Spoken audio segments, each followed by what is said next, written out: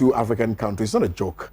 And so we must be excited that every time you wake up every morning and you join in our conversations here on the morning show. Now, let me quickly remind you that the Facebook live stream is also up. We're streaming live.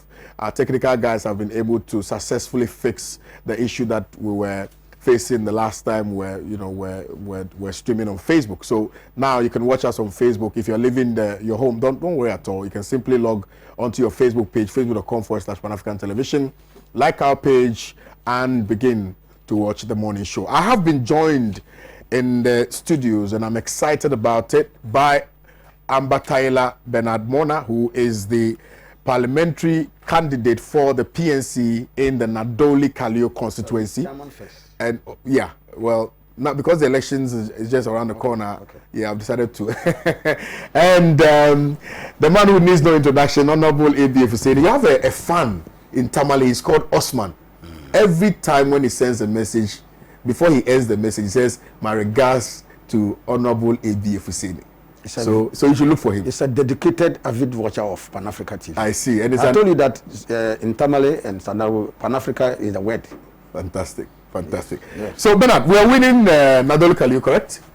There is no doubt about it. There's no doubt at all about it.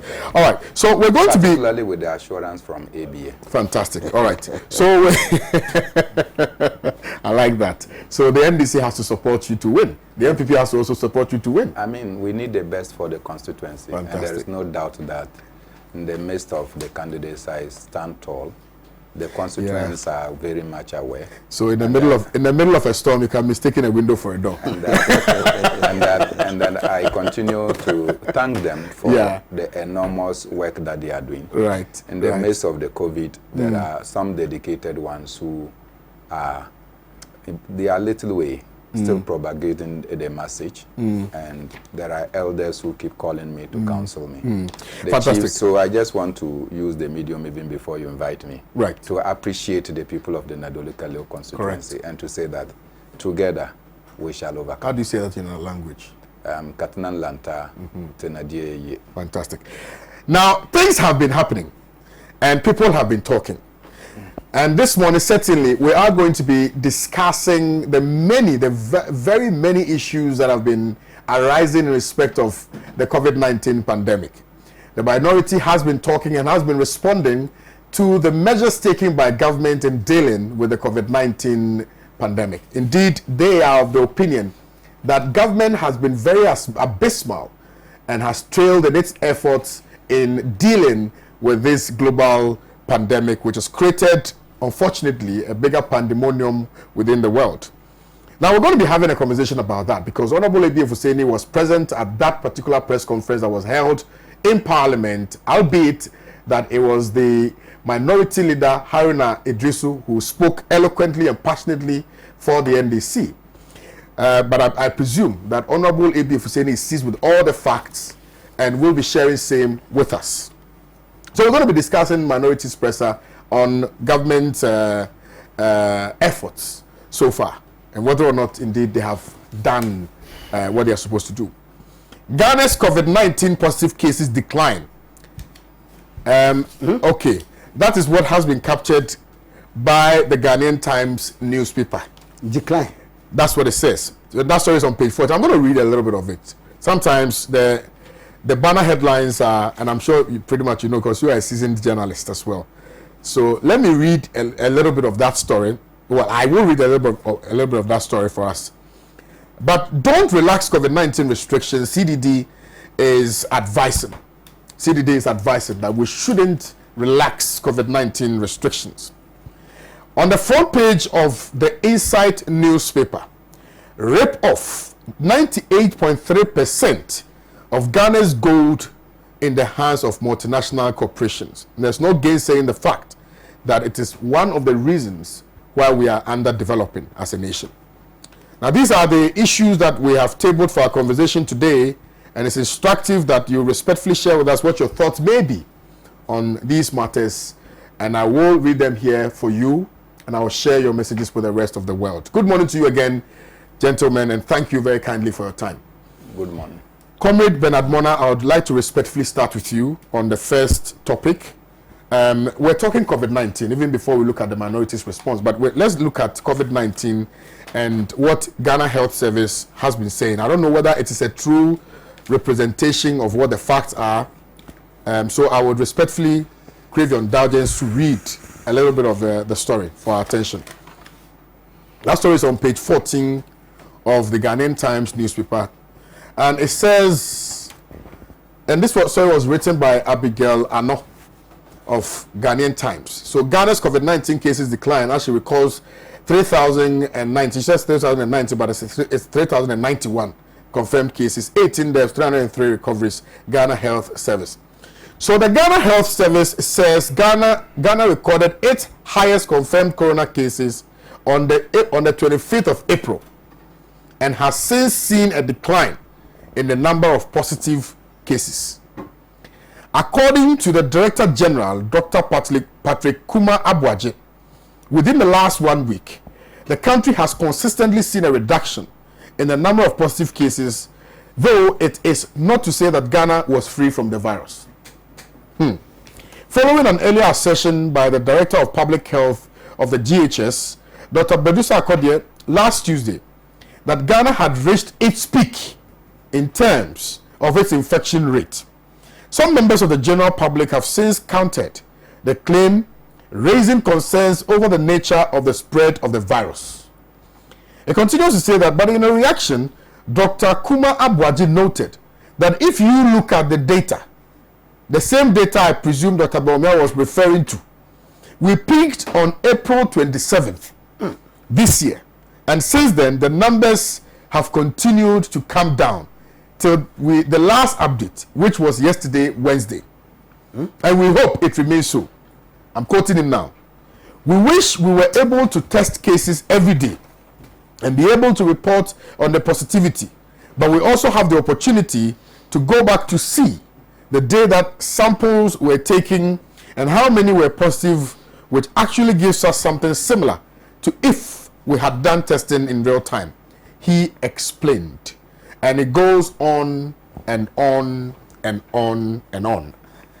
Comrade Bernard Ambataila Mona, what sayeth thou, sir? Permit me to start on a note of sorrow that Alhaji Ajemu, yesterday was his 40th day Adwa. He has been a stalwart, enchromised. His mother was one of the pillars behind the success of Osaji for Dr. Kwame Nkrumah in the Upper West region or in the entire country. I'm sure ABA will come across the name Asana Jargari. She worked so tirelessly in popularizing the Nkrumah agenda and some of the successes that Nkrumah did.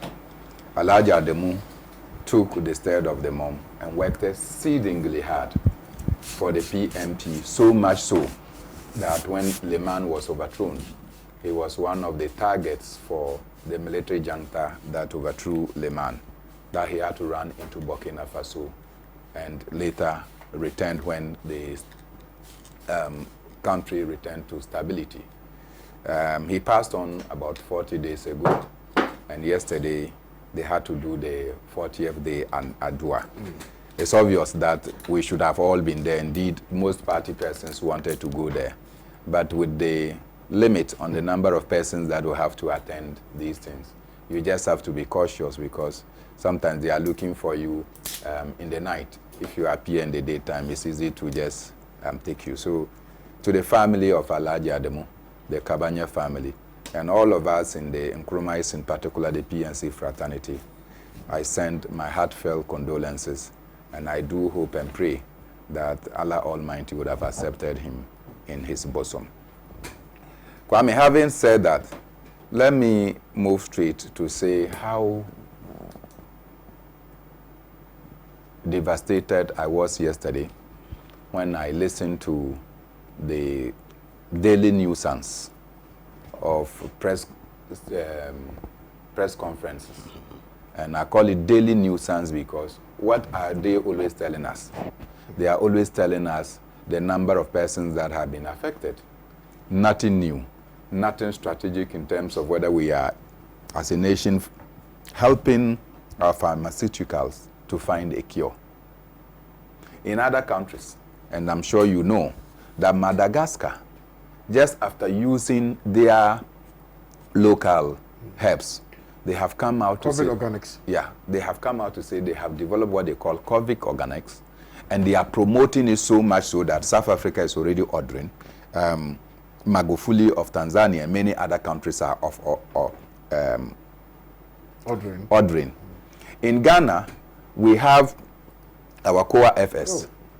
And what our FDA can do, a herb that has been used long before today to even cure AIDS patients, that doctors themselves have attested to the fact that those patients are no more positive for AIDS patients, AIDS. They have used this, they have tried it in even China, where its efficacy in curing corona is not in doubt. What our FDA can do is that they are doing everything to collapse our own. You sit down here and it appears that there is no partnership between the herbal and plant medicine and the Ghana Health Services and what government is doing so that we'll be able to find a lasting panacea to this pandemic that is confronting us. Other countries are exporting what they have within 21 days. Madagascar is exporting and other countries are buying. And we are sitting here, we are collapsing. And you have daily briefings, and I call it daily nuisance. And you have our Minister for Information talking. And now they use that as a podium to do political jabbing. It is no more a COVID fight, but they use that to do political jabbing. Because why? All of us are concerned about these health issues. And what they do is to go and use the occasion to now be doing political pointing, talking about the economy, a resilient economy that cannot bring your people from outside. Nigeria went and brought their people from the United Kingdom. No, so they went to the US and they are bringing their people. In South Africa, Nigeria is bringing back their people. That is what resilient economies do. Your people are dying. And you see, I say this all the time. Look, many people travel outside of Ghana, for instance, just for their business purposes. They were trapped by the sudden lockdowns, no flights and what have you. Some of them are going through hell. What were they looking for? Looking for opportunities to come and help build the economy. Yeah. All of a sudden, these people are stranded there. You can go and bring them. Other countries that are serious are bringing their people. You are here every day making noise to our ears. And the worst of it, when we started, we had only 2 regions in Ghana that had COVID issues. We had only 2 regions. At the time we did the lockdown, when it was 152 people, we had only 2 regions. And we locked down Accra, Kumasi, Kaswa, Noso. We did that just with 152 people. Since then, from 2 regions, we are now in the 13th region. Common sense will tell you that the numbers are not decreasing. Common sense will tell you that the spread is getting wider and wider. Common sense will tell you that, look, it is now the regions are beginning to record COVID positive persons. So if the regions are now beginning to report COVID positive persons, this is the time we are no more having imported COVID into the country. So this is the time Ghana's COVID is now spreading. How can anybody with common sense get up and go and stand and look at us Ghanaians and tell us that the numbers are declining? At a time, just yesterday, we were told that Bono East, for the first time, they got 95. And then,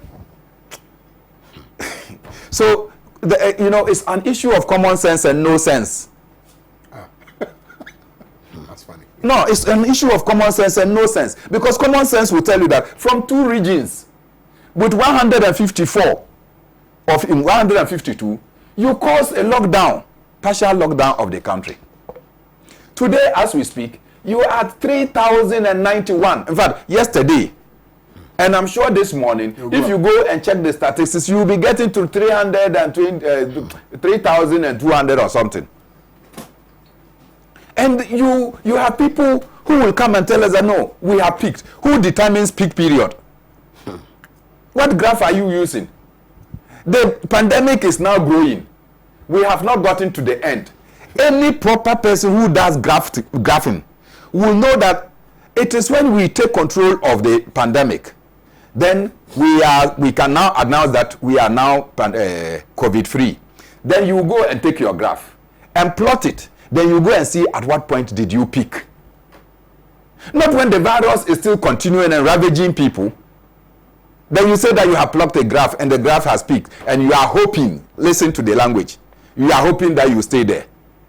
Do you peak and hope to stay there? When you peak, you decline. So even the common sense here is telling you that, look, you are not there, so you can't make a conclusive conclusion on that point that we have reached the peak. It is our hope that we should stop, where there should not be corona whatsoever in our country. But Kwame, look, one guy that they call Mohandid died in Wa, popularly called Atongo, 3 days ago. Yesterday was Yadwa. In fact, he used to be a member of my party in 1996-2000. He moved to your party, NDC. You understand? Atongo died. All of a sudden, they went to the hospital, and the guy just fell sick and went to the hospital, and then he was pronounced dead somehow. They had to go and put him in sacks and what have you, and brought him to the cemetery and said that it was corona. And later they had to be battling whether it was corona or not. Who did the test and how did they come to that conclusion? Because you don't have a testing facility yet.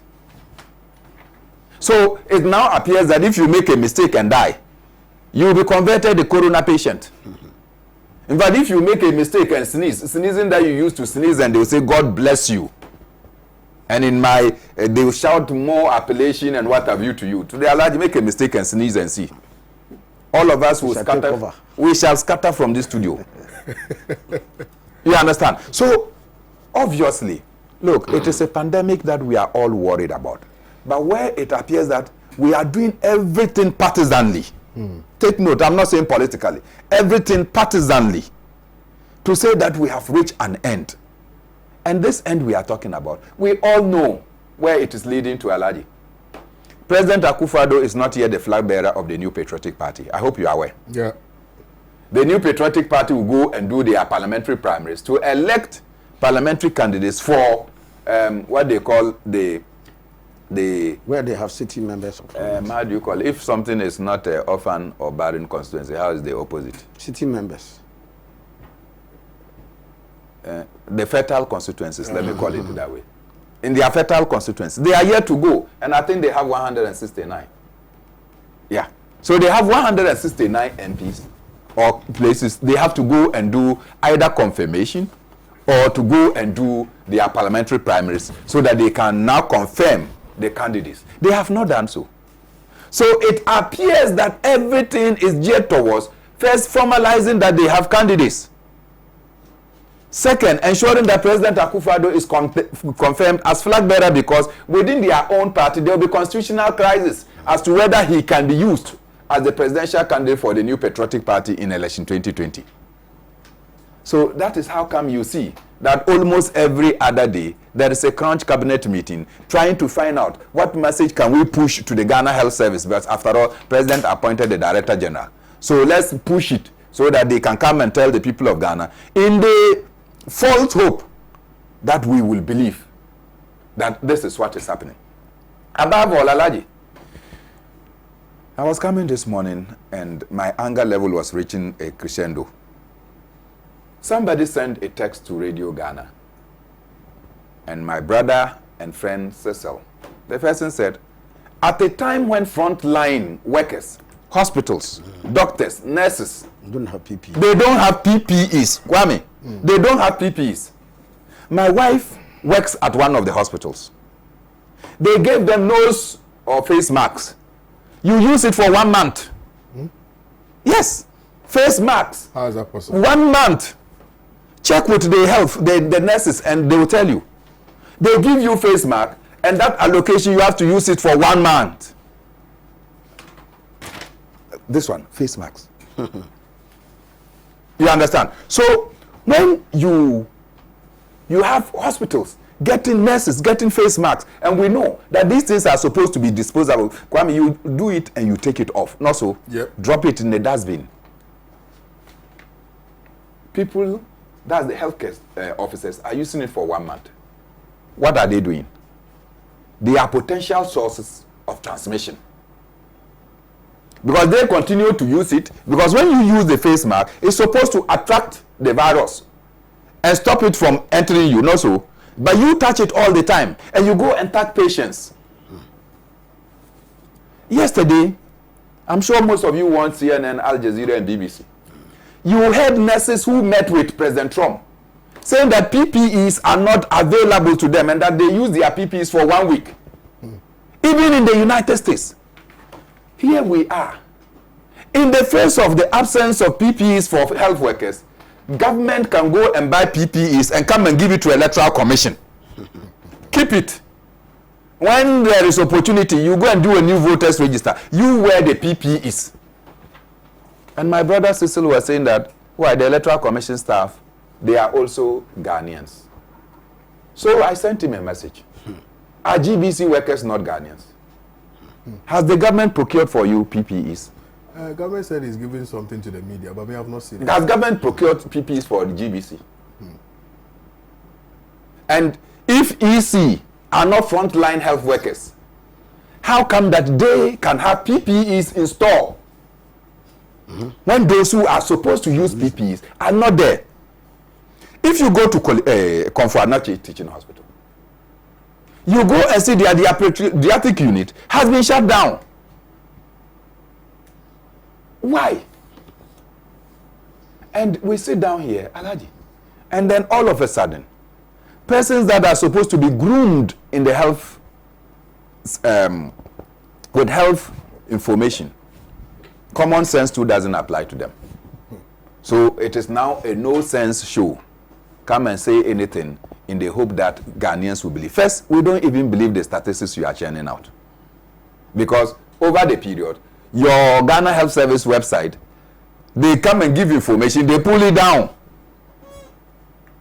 They give wrong information. Dr. Lawrence Oforigwedu, if he's listening, I'm sure will attest to this case that I'm talking about. That Newtown, they went and picked a young girl of 10 years and took her to the one of the hospitals John Mahama built at Kwame. They took her there. That's one of the COVID centers.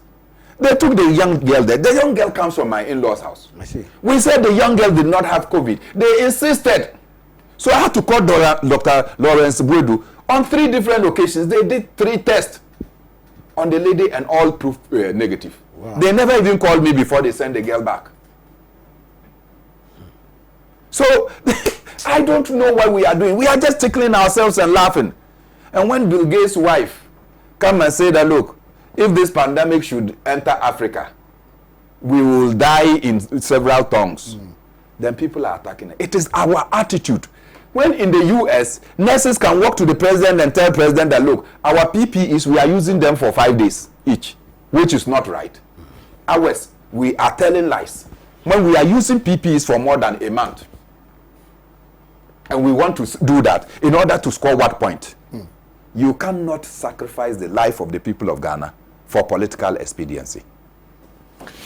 Thank you very much, Bernard Bona. Well, if you just tuned in, you're watching the newspaper review segment on Pan-African Television with me, Kwame Owusu. So let me remind you again that the WhatsApp number is active.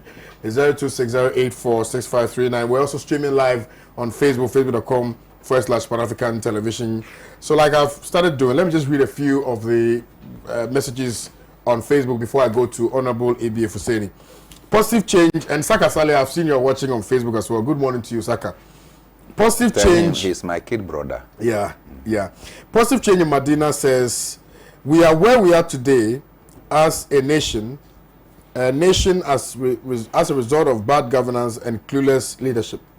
Ghana was on autopilot under competent John Dramani Mahama before the deceptive government took over and turned the fortunes of this great nation back to a reverse gear. The only option available before us is to go back for the visionary John Dramani Mahama, and you say your regards to the next MP for Medina, lawyer Francis Sosu. Ghana Man says, good morning to you and your panelists. Babamu Patriot says, from Central Abuabu, says Tamale Central Abuabu, Mr. Kennedy, good morning to you. In fact, Mr. Benamona should stop his propaganda. How can our health personnel use face masks for almost a month? Abba, what kind of lies is this? No, don't go far. Let me direct you to the Legma Polyclinic and go and check. I'm talking fact. Okay. I'm talking fact. It should be painful. It should be painful. I'll the media guys to follow up. I say follow up. Legma Polyclinic. We'll do that. He continues to say the minority again calling for government to evacuate Ghanaian citizens in abroad. Why will the minority want government to copy blindly? I think we shouldn't govern. Okay, I don't know what you mean. The last part is not clear, so I'll just leave it at that. Jacob Zachariah says the EC has been made frontline. Oh, can't you see? They don't know who a frontline health worker is. I'm sure they added the EC. What kind of concert party is this? Samuel Ice says, good morning, KOD. Please, what the man is saying that they gave nose mask to use for 1 month could be true, because we were also given same nose mask to use for 2 weeks and disinfect it with methylated spirits. Kwame, this MPP government is killing us. No, the guy who sent that message. I pray that when people make such partisanship, God should look at them and punish them. You understand? This is something that affects anybody. It doesn't know political party color. We are talking about things that will save all of us, including you, who claim that you belong to the New Patriotic Party. That God is patient. And God will not do the things that I would have done. As soon as you said that, the hospitals you go and then they have the face mask for one of them should touch it and touch you. Then you will see whether you will be crying or you will be wailing. Nuruddin Skydom says, good morning to you. A.U. Farouk in Tamalino says, good morning. Now, the rising cases of the COVID-19 is cause for worry. Government must enforce all measures to protect people from contracting it the more. I urge Dr. Baumia to use his economic figures to bring down the high corona disease, and we need free medical health care from government. Nuruddin Skydom says, MPP is becoming useless day in and day out. Azoko Augustine says, good morning, Bernard. Don Machiavelli says, MPP will not do any good to Ghana, only promises in Kwa. These are the messages that have come on our Facebook handle. I am now moving to Honorable A.B. Fuseni to listen to him on this matter. Sir. Okay. Kwame, I'm not very audible when this thing is on. That's why even me, I removed mine. Okay, so maybe for the purposes of this, let me first and foremost say good morning to my brother Bernard Mona, your good self, our technical people here, the avid viewers of Pan-Africa out there, and the Brichina people of the Sanaro constituency. It goes without saying. I mean, they are an incredible people. I salute them every day. Kwame, they say you climb a tree to see that which is going, and for that which is coming, you wait where you are, it will reach you. Today, the issue of this pandemic with us is one of the most potent threats to the life and security of our people. Kwame, Ghana had the benefit of many months when this thing developed in China in December 2019. November, December 2019. Kwame, before it even went from China to Europe, to America, to others, we've had the luxury of not less than 4 months from, we are talking about from November, December to about March. Our first case, I believe, was March 12th or 13th. Yeah. Okay. So, Kwame, the first thing we had an opportunity to plan.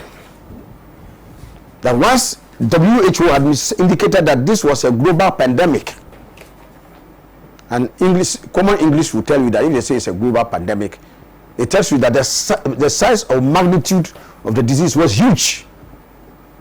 And global in the sense that it will cover everybody, because Ghana is part of the global picture. So, of necessity, it meant that eventually it will come here. Kwame. So, the first thing we should have done was to plan. It is not for nothing people say that if you fail to plan, you plan to fail. If you fail to plan, you plan to fail.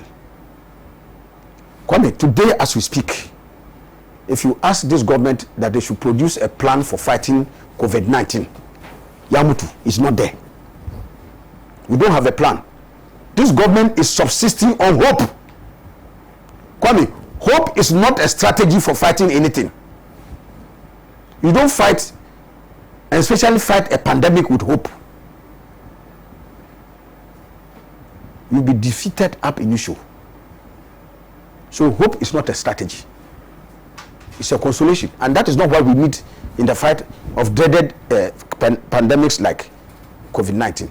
So Kwame, ab initio, it indicates to us, and that is why we in the minority had to come with the press conference. That's why I'm blending this one into the minorities. Listen. So ab initio, we did not plan on how we are going to tackle the pandemic.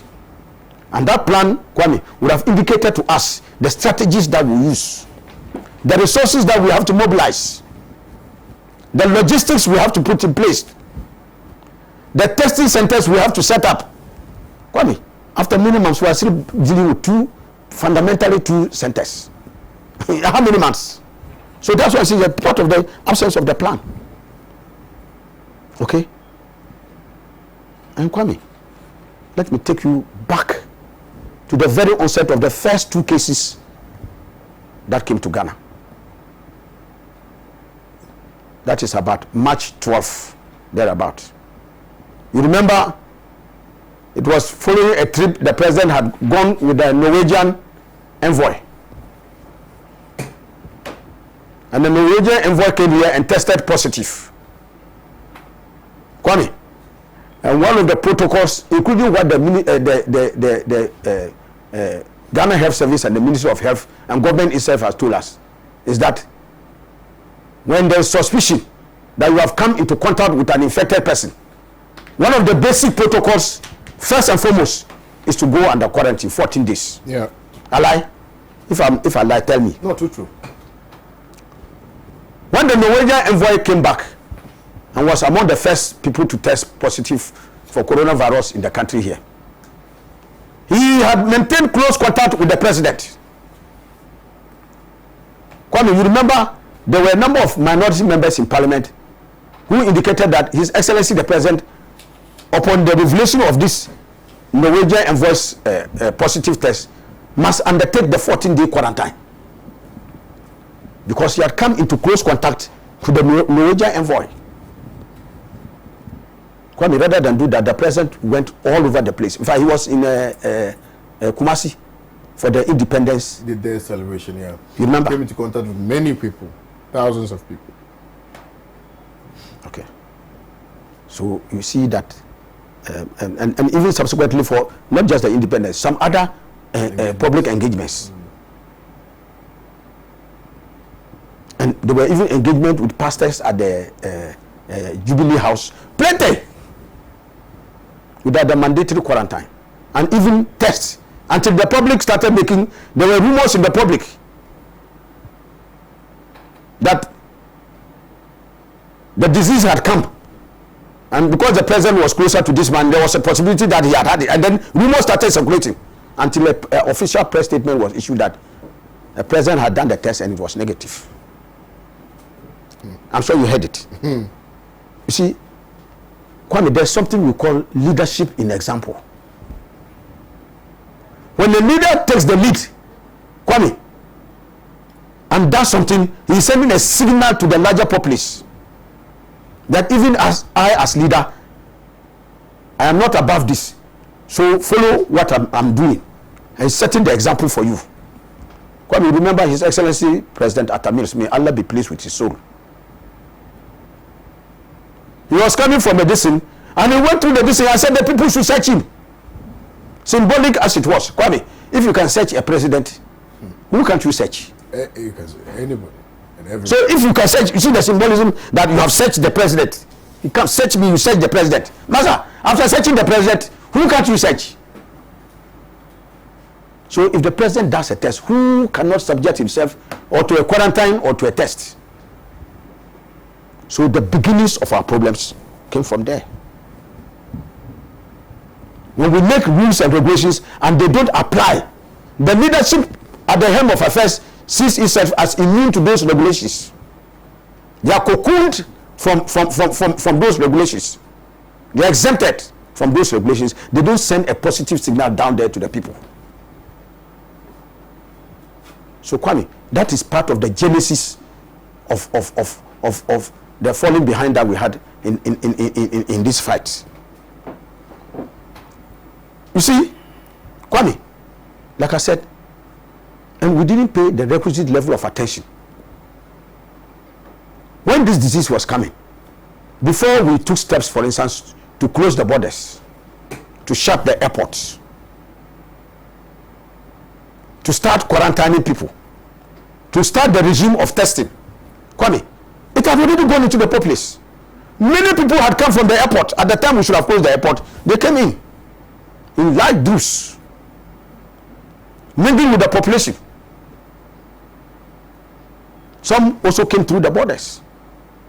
So like the US, you know, one of the things that Donald Trump has been hit with is that when this pandemic was coming and he was advised by his experts and others to close the borders and close the airports earlier, he said, oh, this was a small Chinese virus. And that within a week, it will go. So even when the first 7 cases came, he dismissed it that within 1 week it will go. And so did not take action to stop people from coming. He only announced the closure of this from China, that no flights should come from China into America. Meanwhile, the European flights were coming loaded with infested coronavirus people who were entering everywhere. And so before they realized, the whole thing melted into the population. So it has now been established in America today that the preponderance of infections came from Europe, not even from China. So we had a similar thing in Ghana here. Late closure, late action by government to deal with this matter, because they took a lot of things for granted and allowed a lot of people to come in, and before they could close, take action, it's like it was akin to trying to collect your salt in the open after a heavy downpour. Kwame, the damage had been done. They had already mingled into the population, and the infections had gone. Now, Kwame, one of the internationally acclaimed measures for dealing with this pandemic, in fact, it is the primus inter pares. It is the first of principles, is the regime of testing. Yeah. That is why the WHO has said test, test, test, and tests. Because it is through a regime of rigorous testing that you can determine the true stature and quantum of the disease in your community. So if you don't carry out any serious test anywhere, you may not be able to know that even the disease exists in places. That is why there was this popular thing that one African leader said that in their country they have no single disease. Hey, and so in commenting, people say, hey, so how did you achieve that? So, oh, it's very easy. We have not tested anybody. If you don't test anybody, how do you get the disease? So in places, Kwame, we may be lulled into a sense of false confidence that the disease is not in some parts of the country.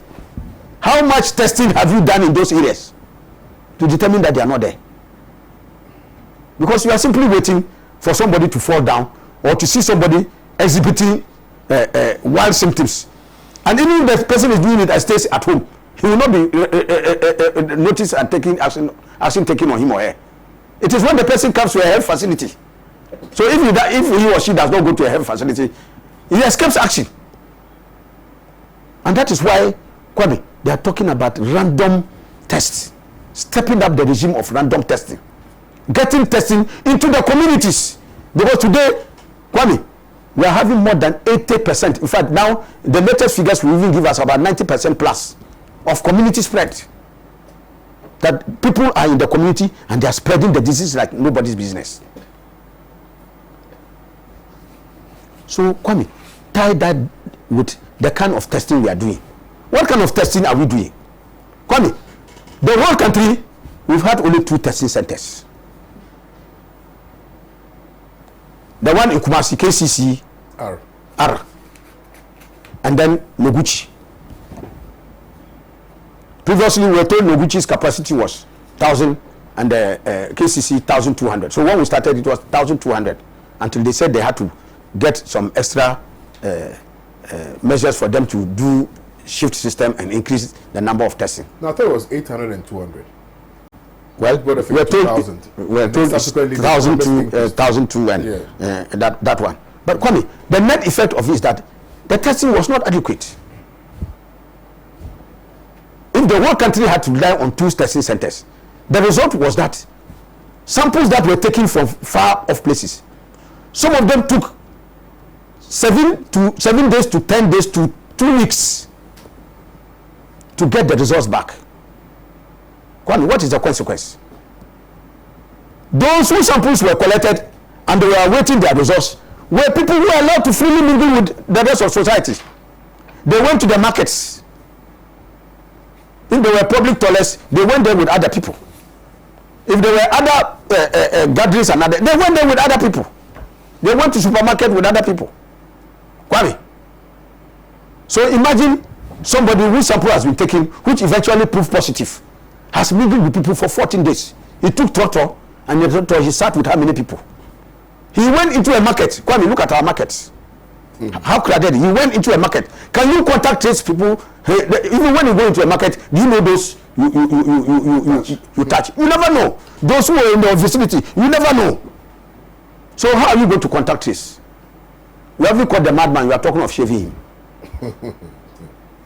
So you see, this is the predicament. And government, like I said, because government failed to plan, we could not garner the requisite level of resources to open up more testing centers. Look, the entire north, into geographical terms, is about half of the country. I'm not talking of population, I'm talking of the mass, land mass and geography. Okay? Kwame, that whole mass doesn't have one single testing center. So all samples that are collected there have to be brought to Kumasi. And so you see that backlog, the reason why the backlog was created and the consequences of the backlog. So that is one of the grounds for the fatal spread of the COVID-19. Lack of centers and equipping our centers to undertake more tests. Kwame, then we come to the manner in which the testing was done and the declaration of results. Kwame, the universal standard is that tests that are done, as soon as the tests are done, the appropriate authorities declare. So today, if you did 1,000, if Noguchi did 1,000 tests, and they found 50 cases positive, it will be declared today, Chinchina. Today, May what? 9th or 8th. May 8th. Testing has been done. 1,000 cases were tested. 50 cases were. So, among the cases of coronavirus, listen, it will be added positive cases. They will add the 50. What was done yesterday would have been added yesterday. And so you keep on adding on a daily basis. So that, you see, those who are plotting the graph, they plot every day. This is how it, so we know that the cases are increasing on a daily basis. So the graph tells us this way. Then we go until a point where we reach what we call our peak. And the figures will tell us that having gone all this way every day, we have now reached our maximum here. And then if the cases start to fall, then you can see that, you can see it. So this is data. It is not voodoo statistics. Kwame, I've always said that under MPP, anytime they release figures, you should not be in a hurry to embrace it. And I'm sure we may have an opportunity when we get to the likes of the figures Dr. Bawumia and people have been listening about. But you just indicate to you that this manner in which the results are declared leaves a lot of room for suspicion. In fact, not too long ago, even acclaimed health experts, including Professor Ajimambedu Akwasa, all of them indicated that, look, the way the thing was going, somebody was massaging the figures. And Kwame, especially when these figures are declared and kept for a number of days in the hands of politicians in government who are keeping the figures and decide when they should release the figures. Kwame, if the figures have been declared, what business do you have keeping the figures? Why? Is it money that you keep it as an investment? They are figures. Release the figures. Why would figures be in the council of politicians and they are keeping the figures and decide when and the manner in which they will release the figures? Even if he wants, if there are 500 cases and he wants to release 250, he will release 250 today and keep the other 250 in their pockets, in their bosom, and decide when they will release the other figures. Kwame, today as we speak, even though we say we have 91, many people think that the figures are higher than it is because they have already declared some figures and somebody is keeping the figures to declare at his or her own luxury time. In so doing, Alhaji, even the persons whose samples you have taken, you subject them to unnecessary trauma. Yes, exactly. That is why I'm coming to even in terms of education. So you see, Kwame, that is another very serious factor we need to take on board. You see, if you look at that anguish like Bernard Bona talked about, that even Kwame, they've taken your samples, you have to wait 2 weeks before being ostracized from their communities. The only thing that can cure this, Kwame, is knowledge. From the lack of knowledge, my people perish. Clearly. Ignorance. Ignorance is cured by knowledge. Knowledge is also facilitated by education. So one of the things we needed to do was to have pumped in resources for public education on COVID-19. How is it contracted? What is the disease? How is it contracted? How can we avoid it? What are the things we need to do? If you have it, what do you need to do? If we have it as a people, let's not pass a death sentence on those who have it. Let's see it as an ordinary disease or like a normal disease that people can go into, get a treatment and recover and come back as normal members of society. Educate people to understand this. Kwame, do you know what this government has done? Benjwe, they have not given to NCC. The frontline people. NCC, which is a constitutionally mandated body to do education. Kwame, on their own resources, they could just mobilize and give 100 Ghana cedis per district. 100 Ghana cedis. Yep. Kwame, which even me, broke man, like I can fund those districts. Can you believe that? Government of Ghana, with all those monies that have been voted, couldn't give them Benjwe to go and do anything. NCC is plight there. And you're talking about 100 cedis, that's per district. Kwame, in places like my place, in Sanaru district, for instance, we have 2 constituencies, Tamale North and Sanaru. And you know my constituency. So we are asking that we in the minority are asking them to go and bring diseased Ghanaians. Kwame, in the first place, a citizen who has caught a disease, has he lost his citizenship? No. If you are a Ghanaian and you go abroad and you get sick, you are no longer a Ghanaian. So Ghanaians should shun you and take away the citizenship and abandon you to your fate. Is that the question? And we have had no single evidence so far that all our competitors and citizens who are in Ghanaians, who are Ghanaians in China or who are in Wuhan, not a single one of them has been known to contract the disease. Not one. We have not heard it. So nobody can stand and say that we are going to bring people who are infected with the disease and bring them into Ghana. In any case, why? They are Ghanaians. If they are infected, we should bring them home and treat them. Why? Recently, Americans evacuated their people.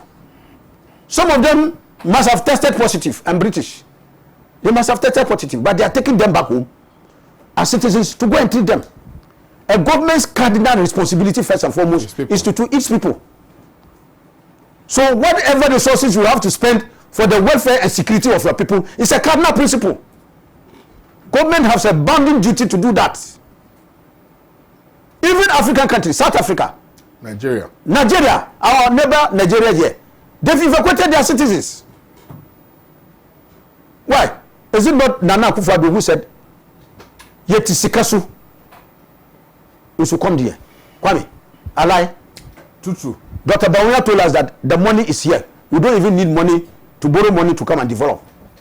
They have assumed power. Where is the money?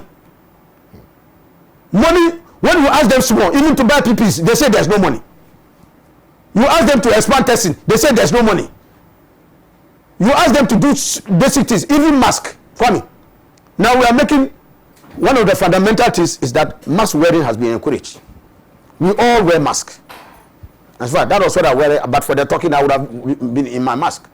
Kwame. Now, we know that, Kwame, there are people who want to wear mask.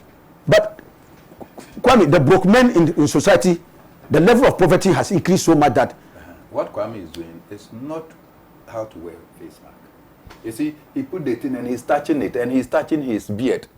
So if the virus is here, if the virus is here, you touch it. That is good education. No, I'm saying, I mean, but that is what, if you take the Ghanaian Times, for instance, which education are like, people put on face mask. And they touch their face. And then they go and touch the face mask like this. Or they are itching and then they put their hand in there and they are scratching it. No, my Bernard, I was not itching, I was not touching. I was simply putting it on. I just wish that at the time I was saying it, the camera. No, it's not so. You just remove it and you fix it. That's all. It's simple. So, but it's even better that he has a mask. There are people who don't.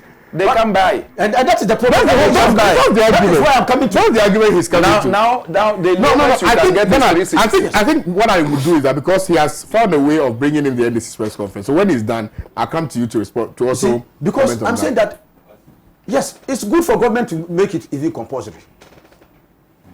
But you see, bomb picking no be problem. Money for cocoa be the problem. If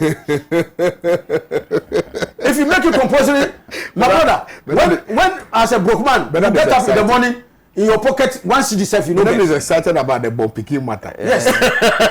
My brother, the first priority of every human being is chop. Because I love kids. Okay. Kwame, it's chop. You must have head before you can chew corn. You know chop, you go buy mask. Yeah, if you have 2 CDs, between buying a mask for, let's even assume you can get a mask for 2 CDs, between buying a mask and eating.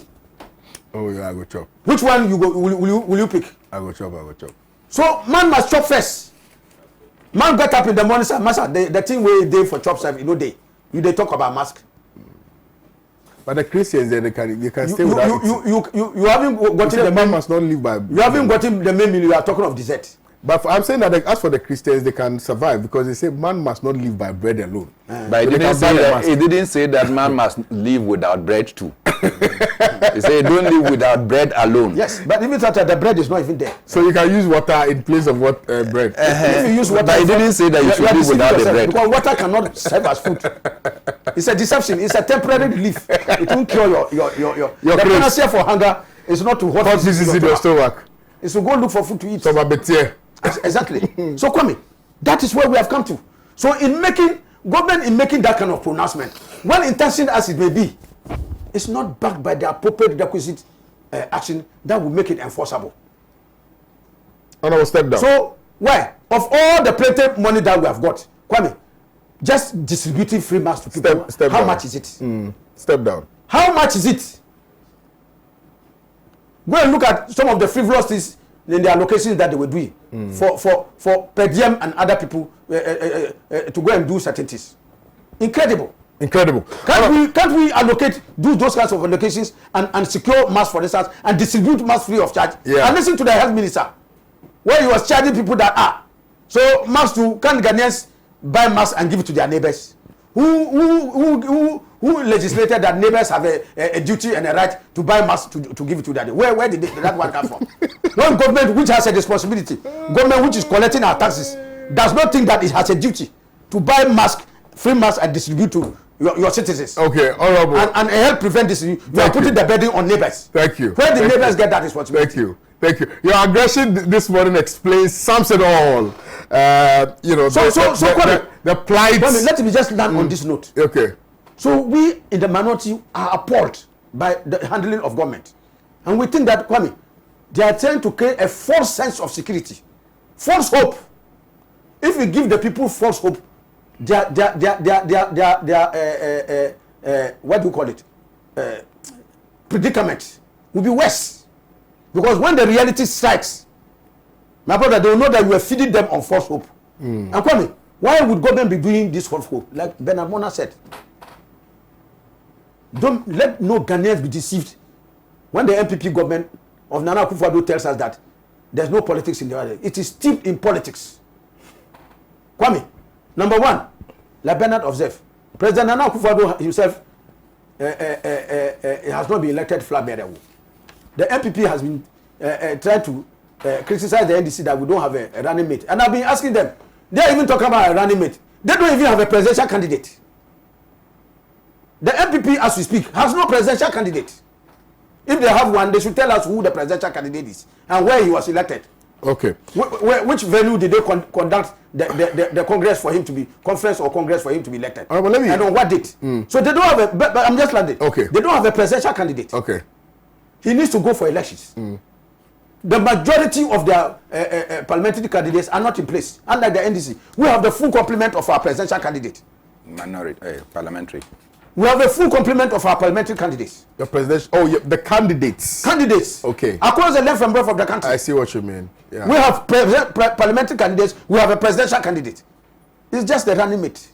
And the running mate there is not a big deal. We have him a running mate already. It's only a matter of time for His Excellency President Mahama to make the announcement.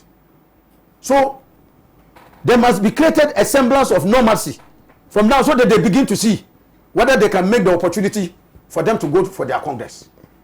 Okay. Because it will be such a stark contradiction that in a situation where the cases are rising, you will come and tell Ghanaians that, oh, the situation is not normal. Go for your Congress. And then also to allow the Electoral Commission and the National Identification Authority. Kwame, you know that he had to take a court action initiated by a member of the NDC for the National Identification Authority to be called to order. Even when gathering was prescribed by this thing the president gave out. NIA, with his tacit blessing, were doing registrations. So they want to bring them back to continue with the registration. Honorable. And then for electoral commission. Yeah. And when Bernard mentioned it, they are not buying the PPEs for them for nothing. They want them to come and start the registration. Even when the pandemic is still not at its peak. So those who are telling us that we have peaked, please, they should treat us with respect. Thank you. We don't have sand in our heads. Thank you very much. Honorable Libya. Professionals who must safeguard their integrity. They should look at their colleague professionals abroad. Fauci, even the almighty Trump, has to succumb to Fauci in the US. Yeah. Because the man stood his grounds as a professional and will never budge because of his professional conduct. If he sacrifices your professional conduct, my brother, tomorrow you'll be a laughing stock. Kwame, if a lion is found of patronizing the market, they will treat it like a puppy. Thank you very much, Honorable Libya Fuseni. Let me read a few messages. I think Bernard would also have to speak to the NDC's press conference before we look at the other issue. Good morning, Pan-African TV. I'm very sure the next address of the president, he will lift the ban on public gathering to pave way for the EC to commence the registration of the new voters' ID card. Honorable Joseph, that will be an insult to the Islamic religious followers and the Christians as well, because they celebrate. In fact, the Christians, they celebrated Easter either in their bedroom or in their living room. Exactly. The Muslims are not even allowed to do the normal congregational prayers. We have what we You understand? And they are not. And then you come and lift a ban just simply because you want to do elections. Honorable Joseph Benka, the Deputy Attorney General, held a rally in some part of his constituency to impound in violation of social gathering. Why are they handling us like that? Are the leaders above the laws, and is the law made only for we the low citizens, or what? Okay, that's your message. This one says, Elvis from Ho says, good morning to KOD. I'm sure the topic is on the decline of COVID-19 as reported by the Ghanaian Times newspaper. As the president and the APP think Ghanaians have sawdust and sand in their heads, such that we cannot follow and analyze issues. Oh, these are our leaders will kill us. The police IGP is mobilizing his lawyers to send Lai Baumia to court for lying to him for the dollar being imprisoned and the keys given to the IGP. Which of the IGPs? I don't know. The one he handed over the key has retired. Has been removed. Baumia should know that the internal crisis and external crisis are not the same. Baumia should be told that Danso was a Ghanaian crisis, and it was it was on 1v1. I don't know what you mean. Sure. I can respond to some of the issues. A.U. Farouk in Tamale North says, good morning to you. Now, the rising cases of the COVID-19 is a cause for worry. Government must enforce all measures to protect the people at the forefront. Kwame, do you know that in the last few days, from Western region, the figures have increased almost 300%. Yeah.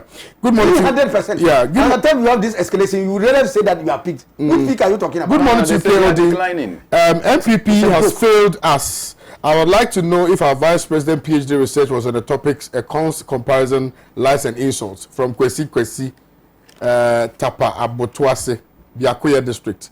Oh, okay. You're in my area. Ghana is doomed and Akufo-Addo, Kofi Senanu from the Volta region sent in this one.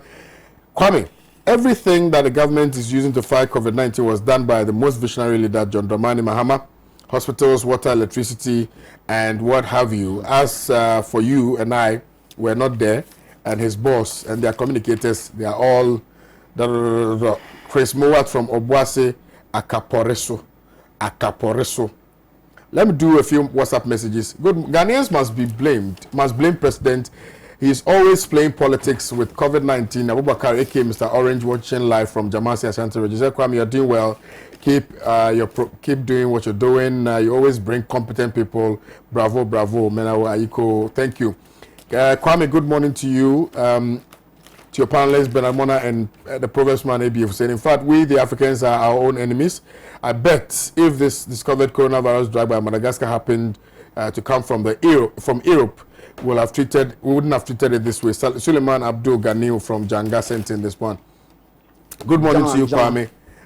Good morning to you, Kwame. Nana's good governance and policies doesn't reflect on ordinary Ghanaians, but on appointees chopping day and night. God save Ghana. Mohammed Hena from Wa sent in this one. Government has failed our citizens in Ghana because they ignored them, but allowed Chinese and other people from other countries. The government is the main reason for the quick spread of COVID-19 pandemic. My regards to our guest, especially Bernard Mona, sent in by Salam from Nadoli Kalio district in Wa. Mr. Speaker, truth be told, our Vice President is largely losing his credibility as a renowned economist. Mr. Speaker, simple questions are: one, during Danso, did IMF World Bank vote money? Okay, Charles from Elmina, the message is quite long. Unfortunately, I can't read all of them. Let me just quickly come to Bernard Mona. I'm sure you want to also have a bite at the press conference that was held yesterday by the minority in Parliament. I think bottom line of the press conference that the minority held was to draw our attention that the coronavirus has reached an escalating point. So far, we have not been told about any imported case of corona into the country. What we have not been told is the extent to which those people who came from outside and probably contacted people, the extent to which we've been able to trace those contacts. And you know my argument on the contact tracing, because I've said time without number, that the best way people can report themselves is that the identity of the positive patients are disclosed. And once we know who is positive and who is not positive, no one go tracing the person that he has come into contact with. I get into contact with several people in a day. I don't know all of them. And I'm sure, Alaji, you do. You come into contact with so many people that you don't know. As you go into your office now, people from your constituency and people from without your constituency will meet you. In the course of that, you meet many people that you don't know. But if it is reported that you have been tested positive, anybody who then got contacted with you within a certain parameters will quickly rush to go and report that I have this, or I contacted this person. What am I supposed to do? Then they will say the protocols are that stay away, quarantine yourself for a number of days, but we will come and check on you. That would be the best solution to contact tracing. But if you go and give some few people coins, they give them 150 Ghana cedis a day. And you come to me, in the midst of my trauma, when I'm not traumatized that I have been diagnosed positive, and I'm thinking about what will happen to me because corona has been put in a certain realm, then you come and you are asking me, so where did you go? Where did you go? Who did you meet? So I have to think. So I may be able to tell you that, okay, in my home. If you go to my home, some people probably travel to my house and they are traveled back. So you will be running everywhere looking for them. It's not possible to do contact tracing in that manner. And so I have said time without number, and I don't know why. When you have all the emergency powers, you are still saying that concealing the identities of the persons who are positive is the panacea to combating this. It is not. So you have not done concluded on your contact tracing. Now we are having what we describe as horizontal spread, or you can call it circular spread. The thing that used to be in 2 regions, as I've already said, is now in 13 regions. The thing that we said was imported is now no more an imported case. It is now, you can call it is not giving birth. So, when you see government posturing, then the minority is right to come and say, stop some of the, I wanted to use silly, but stop some of the useless things that you are wasting our money on. Look, you have bought PPEs for our health electoral commission. Not so. They are keeping them.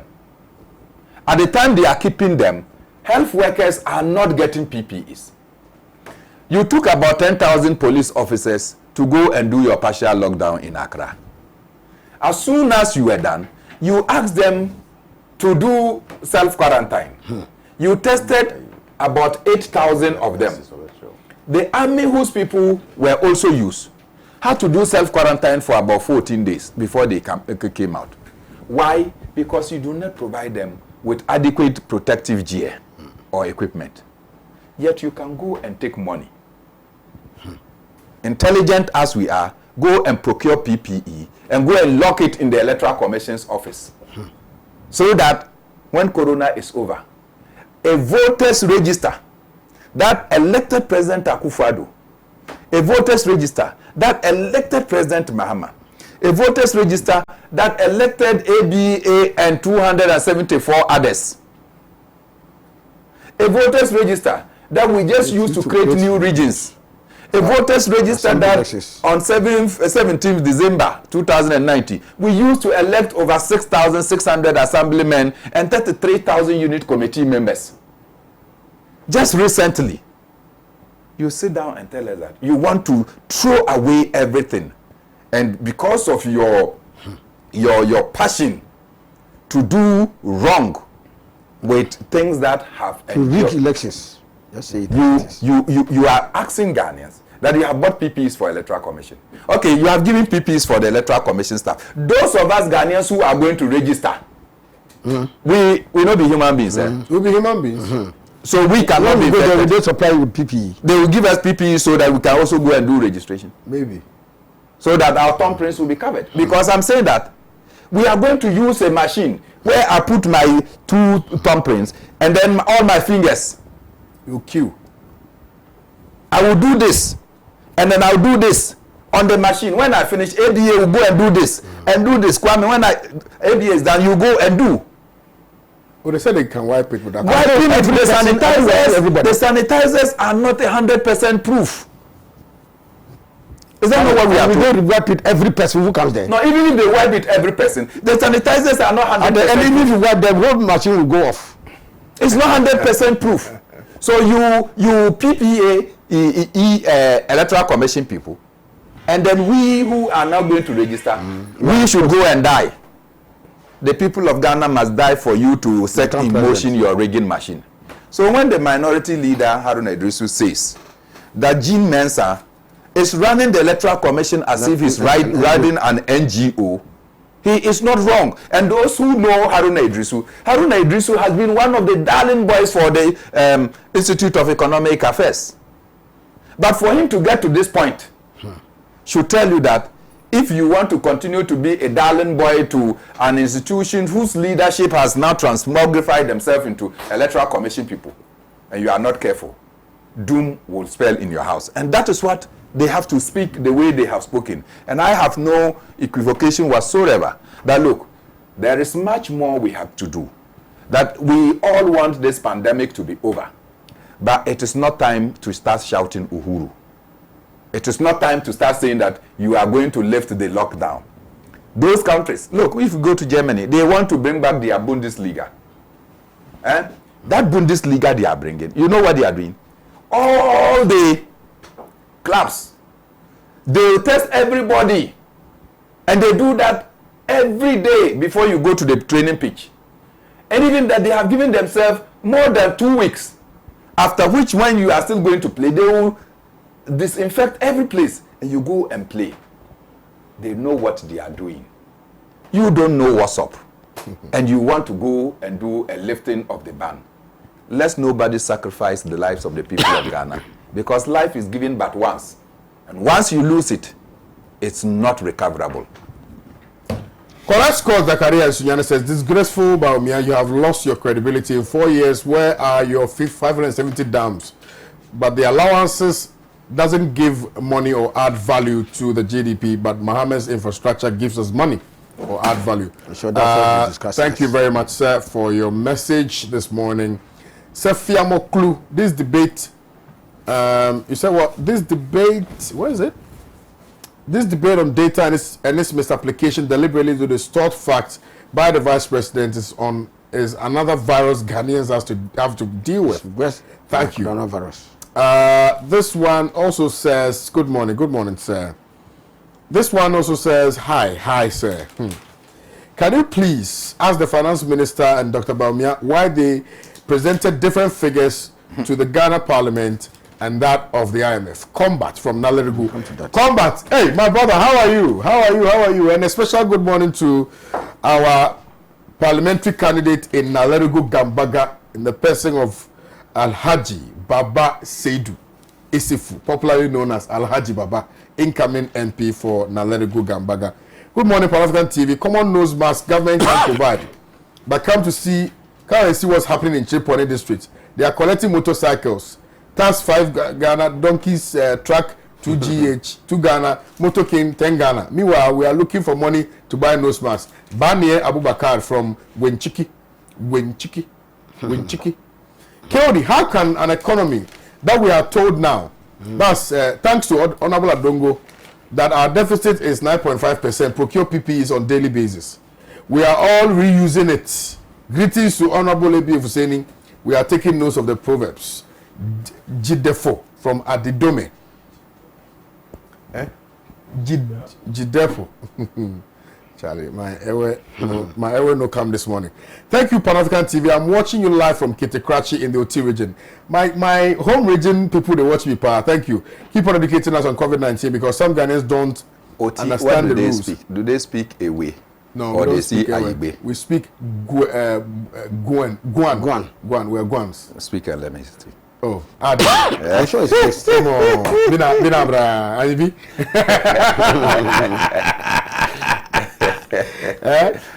The one that I know, Kamadi Ben Ono, invite Felix, you will laugh.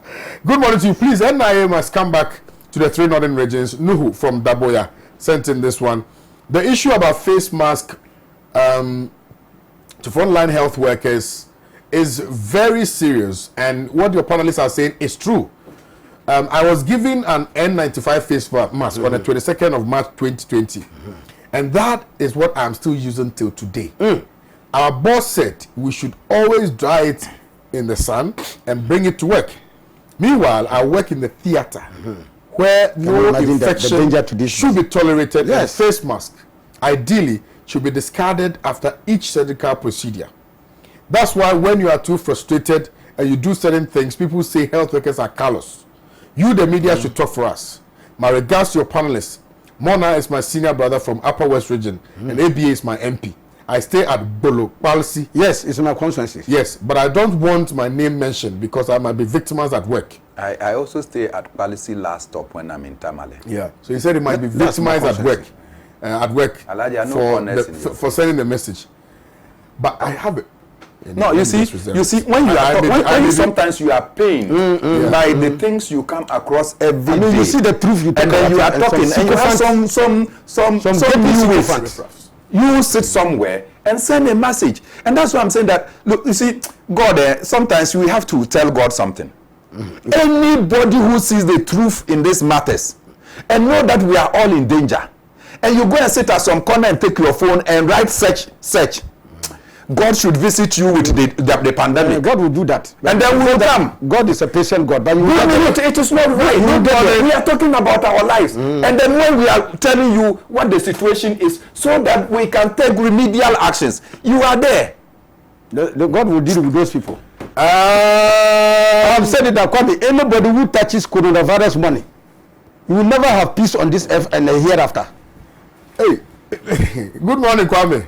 I sometimes wonder where MPP reps in the media derive their shameless and inconsistent energy for lying to Ghanaians. We are just waiting to punish them in the impending parliamentary and presidential elections. Bundled together, they are completely from Ben Owusu Aqua in Asama. Now, I think it's important now. My time is even up. Oh, no, but I'm giving you 10 minutes. I'm giving Ben Amena 10 minutes. Let's discuss Bawumia's rhetorics. Yeah. Kwame, before that, let me just say this. You see, if you falsely tout your economic achievements, only 2 weeks of coronavirus will expose you. And not only that, after exposing you, it will let you go and lie prostrate before an IMF that you condemn. Before somebody suspects that it's Bobby. Oh, come on, man. No, I'm just removing it before somebody. But the way it's hanging. I can't stop anybody from having the right to conjecture. Let them do so. I know that it's this thing that I'm doing. But because of this, I'm not audible in this thing. Yeah, I think the cloth is a bit thick. Yeah. So, not only, I'm saying that if you falsely tout your economic achievements, only 2 weeks of coronavirus will expose you. And after the exposure, Kwame, you go and lie prostrate. Kwame, you know how is it Igbos or who are those who greet and they lie flat in Nigeria? Which Igbos? You go and lie prostrate before the IMF, who you have condemned not long ago, and beg for money to survive.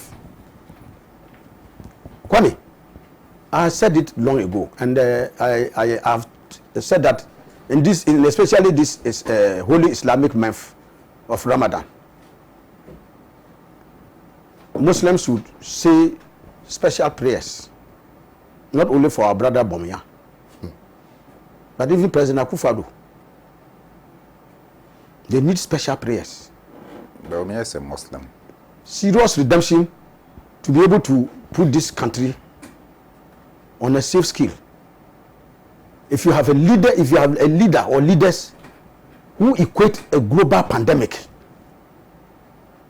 to a domestic challenge, it tells you that they are not only ill-equipped. Kwame, they are not only clueless, they are visionless. They have no capability. You see, Kwame, a leader must have vision. You see, like President Mahama.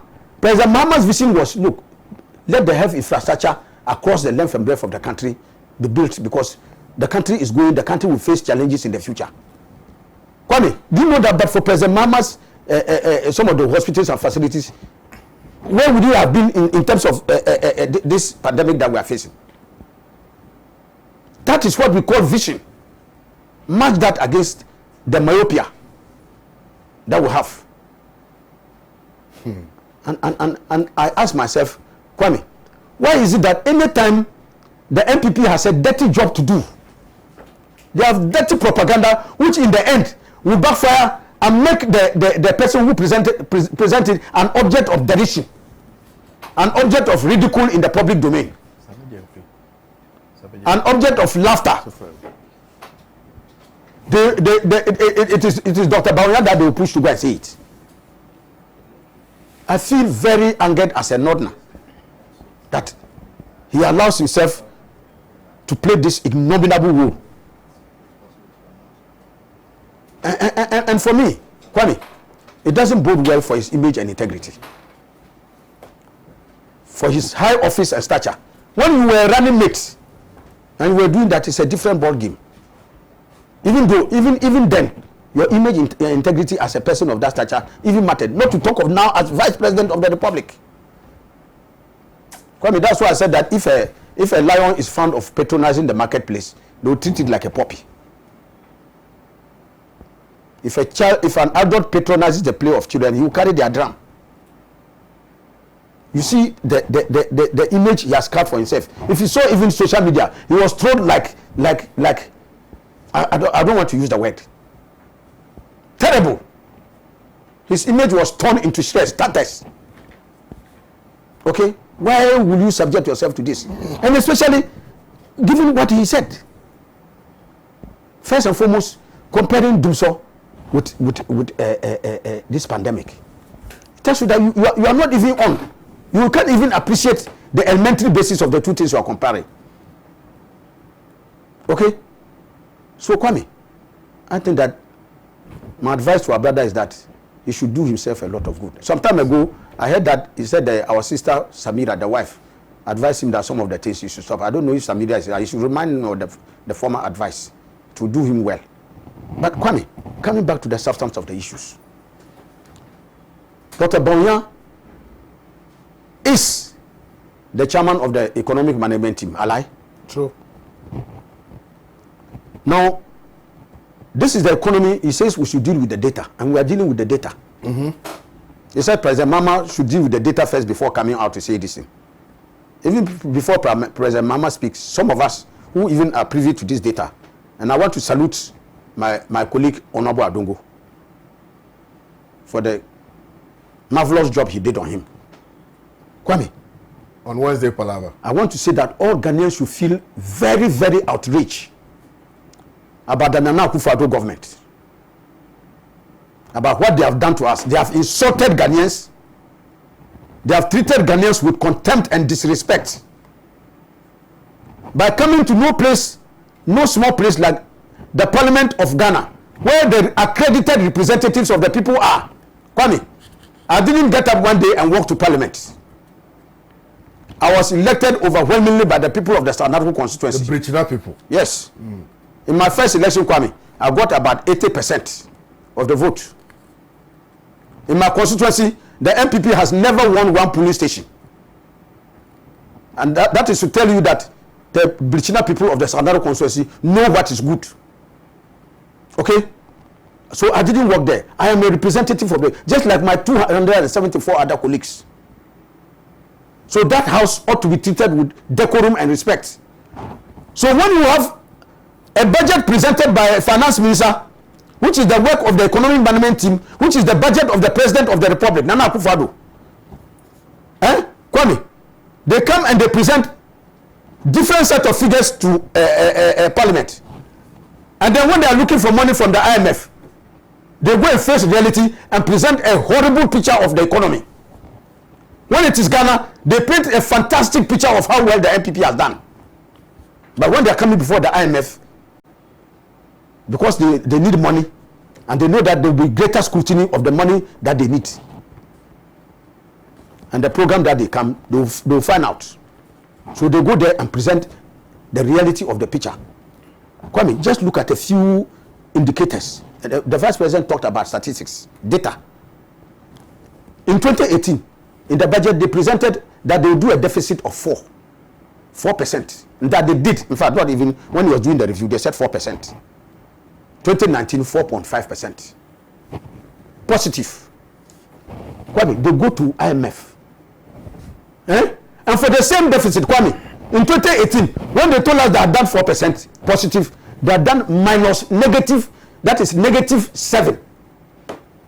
Kwame, not 0, -7. Deficits. And I'll talk about the repercussions. -7 from positive 4. So they have jumped 11 percentage points in presentation. In 2019, 4.5. That's what they presented to the Parliament of Ghana, and went and presented -7.5 to the IMF. They have told us that in 2020 they were going to do stay and Kwame, you know that we have passed. Parliament has passed a law where the government cannot extend the deficit beyond 5%. Yeah. You know that. Yep. What did they do in 2018? 2019, -7.5. Karen Fodata should be a candidate for the prisons. He has breached the law of this land. In addition to the fact that this government, from the vice president, who is the chairman of the economic management team, to the president, all of them have lied and fallen in contempt of parliament, deliberately coming to mislead parliament with false figures. They are projecting that in 2020 the deficit may come closer to 10%, -10%, 9.5%, minus. That is what they went and told the IMF. It will be growing at about 1.9%. Kwame, import cover. Yeah. They go and tell us that they have 3.6 months of import cover. 3.6 months, and they go to IMF and they present only 2 months of import cover. So are all the interest rates, deficit, all those other things. Debt to GDP, all of them are worse what they presented to the IMF versus what they presented to what will make the finance minister do this? Because they want to domestically paint a very good picture of success for the MPP. That they have done so well in the economy that Ghanaians will feel proud that the government, and you have been hearing them always, they say that they tout the economy. That's why I'm saying that it takes coronavirus, 2 weeks of coronavirus to expose you. But before government goes for any facility or not, but it comes to parliament, why didn't you people scrutinize all of these documents before? Because by Article 181, yes, nothing, no international transaction can go through without recourse to parliament. Kwame, one of the things we have in our politics, and if you follow the minority, you will see that the scrutiny that the minority is supposed to have done, we did it very, very well in parliament. But and not of the attention. Yes, but I'm just indicating to you that nobody had an inkling that this was the extent, because they are managing the data. I see what you mean. And so when the government manages the data, it will take some external bodies or others who are have superior intellect in questioning, not intellect, superior opportunity to confirm the data. And you know that the IMF, they have representatives in other countries who also gather data. So they are able to expose this, and that is why in going to the IMF, they could not hide these figures. Kwame, and you also know, because of our majoritarian political issues, when even some of these issues come up, the government uses its majority to pass. Because there were some of the issues that we opposed and indicated that we will not pass. They use their majority in parliament to pass it. So Kwame, I intend that as part of the minority, we will hold the finance minister before for conspicuously and blatantly lying. And this is a matter of deliberate fabrication and concoction. Kwame, you know that forgery is a crime. Yeah. To go and forge this, what they have done to us in parliament here is forgery. This government has engaged in act of forgery, fabrication, concoction, voodoo figures that they've paraded before the August parliament of this house. So I think, Mr. Speaker, and the parliament should be rightly outraged about the contempt with which this government has treated parliament. And I think that we in the minority are not going to take this lying down. We will make sure that the right thing, we will make sure that, Kwame, the right thing is done. Okay. I've said it elsewhere, Kwame. It is only in Ghana, and it is only under Nana Akufo-Addo's government, that they are touting excellent macroeconomic indicators. Economy is doing well, and the lives of the people are getting worse. Okay. Kwame, when an economy is doing very well, learn from me. It reflects positively in the lives of the people. Very well. Very well. If you say you have got 1%, 3% growth, that growth should reflect positively in the lives of the people. And you don't think that's happening? That is why we are saying that the sweetness of the pudding is not the aroma. It's in the eating. But what makes you think the economy is not as robust and as buoyant as the MPP? They said the economy was robust, resilient. I just indicated to you, less than 2 weeks. Yeah. They have to go and lie prostrate before IMF to ask for money. But they cited scientific reasons as opposed to economic reasons. Kwame, what do you understand in English when you say something is robust, something is resilient? Very strong. What is the meaning? Very strong, firm, can withstand the great shock, fortitude. Yes. So where is the resilience in the face of COVID-19? Which shock were they waiting to test that resilience? Oh, but they were able to cough out some 2 million Ghana cedis to feed some 400,000 people for a period. You see, Kwame, they've not been able to pay for water, electricity, Kwame, all of us know, and things like that. That even before COVID-19, I am telling you, they were struggling to even get basic things done in the economy.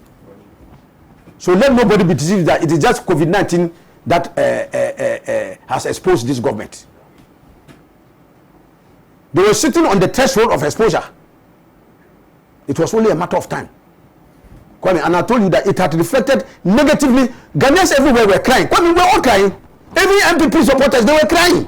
That things are hard in the country. You know that for a fact. Everybody, everywhere you went in Ghana, people were crying that the country is hard. It's difficult for people to feed. Okay. So it is a matter of record. Okay. that it is not just the presence of COVID-19 that has COVID-19 has been just faster in exposing this is so Kwame. Honorable. If you build your house with saliva, it will be destroyed by the next dew. Okay. The falsehood and the false picture of a very buoyant, resilient, robust economy that they were painting has been laid bare for Ghanaians to see. Okay. That it was just nothing but deception. Right. And Kwame. Okay. You see, there's something I want to ask. Yes, and you end on that for me. Yes, Kwame. Yeah. If somebody brings you electricity, yes, sir, and another person gives you a bulb to fix, and you are going to heap praises between the man who gave you the electricity and the man who gave you the bulb, who will you praise? The one who gave me the electricity. Because how for Bob I can buy. Because without even the electricity, you won't talk about Bob. Bob did because electricity they align. It be so. It be so. The MPP, Nana Akufo-Addo's government is saying that we should praise them to the high heavens and condemn President Mama because he didn't do anything. And I'm asking Nana Akufo-Addo, he is in his 4th year of government. He should ask us how many megawatts of electricity has he added since he came to power. Okay. President Mama has added over 1,420 megawatts of electric energy. Because Baumia said you people created Dumso, you pretended about Dumso, and you needed to do something about it. You see. But even then, you couldn't even. Baumia must be given a taste for his own medicine. It was he who said on Joy FM that the NDC government, President Mama, should not be praised because he solved this, because he created it. Yes, I recall. And then let's interrogate the facts. Is it President Mama who created Dumso? Go back to even 1983. Even Dumso existed even the time of Gogisberg. But let's leave Gogisberg out because it's a white man. I'm talking of Dumso. 83, didn't we have Dumso? We had when we had the drought. Yeah. We had Dumso. Okay. We came to President Gordon's this thing again. We had Dumso. Yeah. President Kufuor. 2002. 2006, 2007, 2008. President Kufuor sent even in the face of the massive Dumso. Kwame, you remember the infamous assemblage of pastors at the Akosombo Dam? The president even sent pastors to Akosombo Dam to go and pray for rains. Yeah. To clear Dumso. That was Dumso. Okay? So Dumso predated President Mama long ago. So if anybody comes and is saying that President Mama created Dumso, either the person, excuse me. Either the person is crassly ignorant, or he's grossly mischievous. Honorable, let's leave it here. So because of time, either of them, either he's ignorant or he's mischievous. Okay, let's leave it here. Bad leadership for this country. Let's leave it here. Thank you very much. Honorable. So that is why I'm saying that. Yes, sir. Dr. Bauyan should do himself more good than harm by desisting from stooping this low to peddle, not even just, especially Kwame, as Muslims, we are encouraged not to lie as Muslims. Almighty Allah says he doesn't like lies and he doesn't like liars. But especially in the month of Ramadan, if you have been lying in other months, at least for the month of Ramadan, try very hard to be truthful, to repent for that month. Okay. And Almighty Allah is a forgiving God. It's a forgiving Allah. He can, yeah. But if in Ramadan too, you come to Ramadan too and you are lying, you are lying in Ramadan too. God of mercy. Thank you. Greetings to the Sankana man. It's like, it's like they have given you tricks to carry, you can't carry, you are adding locks. Greetings to the Sankana man Benadbona and tell him to stop pretending to dress and look like Nab Ayeta Azantillo, king of Busaland. Honorable Timothy Atabwadi Awontrim sent in this one, and he's also sent another. He said Dr. Baumia was asking us to compare Dumso and COVID-19 and see who is a better crisis manager. The Dumso ended in 2016. COVID-19 is still ongoing. How can you be asked to compare an emergency that has ended and the one which is still ongoing? The two emergencies should end, and therefore that should be a basis for comparative analysis. So you see, Baumia, what he's asking us to do and compare is an exercise in futility. Message is really very long. But before that, I've seen Ambassador Sampiale's message as well. I still fail to understand why the government keeps pouring cold water on the NDC COVID-19 pandemic. All Ghanaians are clear in their minds as to who brought the disease to Ghana. The problem I have is how this government keeps insisting that no other political party can fight this pandemic. We continue to say this pandemic is being treated as a prized gift to the country and a divine prize to the MPP. What do they want to achieve by erecting the huge billboards with the president's image on it? Are the billboards to remind us that he brought the prize gift to Ghanaians? What this country needs is a well thought through strategic plan explained in all local languages. This is not a time for emergency powers for the president to know how much I have transferred on my Momo or who I have. What is wrong with the vice president who has become a confused talking Tom? Ambassador Sampia listening. Bernard, take us away. Kwame. Now, Kwame, advise Bernard to wear a mask. Yeah. Face mask. He doesn't like wearing face mask. Yes. I do. I don't carry it into studios, but I do. When you were coming, I didn't see the mask on you. No, I do. So, okay. I'm sure that Kobe will tell you. I'm happy if you do. I do. But I have even donated some to the... In fact, I'm saying if you don't have some, I'm sending some to my constituency. No, I will take more. Can I get some to my constituency too? Yes. I'll take some. Kwame, I did this. By yourself? No, not by myself. Okay. I procured them. Okay. No, And I'm going to give a lot of them to my I wish I could get 100 pieces. You know Yeah, that I'll give you some. my resource base is not as strong as yours, so it's good that you have promised me. And the people of Nadoli Kaleo, I'm a hippie MP in opposition. in advance, because when I'm donating the next batch of face masks, it should be that from LRJB. So thank you so much. Politicians. I am urged to talk about my brother. And my brother here I refer to as the Vice President, Alhaji Mahmoud Bawumia. And sometimes it's very difficult, particularly if we get back home, elders will ask me to come and sit before him to give me a knock. And the elders cherish the truth. I am unfortunately going to say the things that I have to say, because our Vice President and my brother made it very difficult for me not to speak the way I want to speak. So no elder should call me, because I have suffered these things many times. So I want to put on record that no elder should call me for the kind of comments I want to make. First and foremost, we were told that in the absence of President Akufo-Addo's weekly broadcast, in fact, Sunday's broadcast, recorded broadcast to the nation, that would have been the 9th broadcast. That was last Sunday. The president did not make any broadcast, probably because he spoke on the May Day and also extended the border closures by another 1 month. And so president did not speak to the nation on the Sunday, because everybody was expecting, as usual, fellow Ghanaians, then he will go ahead. That fellow Ghanaians did not show up. So next, fast forward, we were told that a meeting that the president was supposed to chair, which is the COVID-19 response team, the vice president chaired COVID-19 response team. And therefore, the vice president was supposed to be giving us information on COVID. What is it that we have done, for instance, to procure PPEs, that's protective personal equipment, for frontline workers, probably even including the fact that now we have so much that we even have to give electoral commission some. So we get to know. So we get to know that media houses have some. We get to know. You see, when we are talking about health, Alhaji, it's not all of us who go to the public facilities.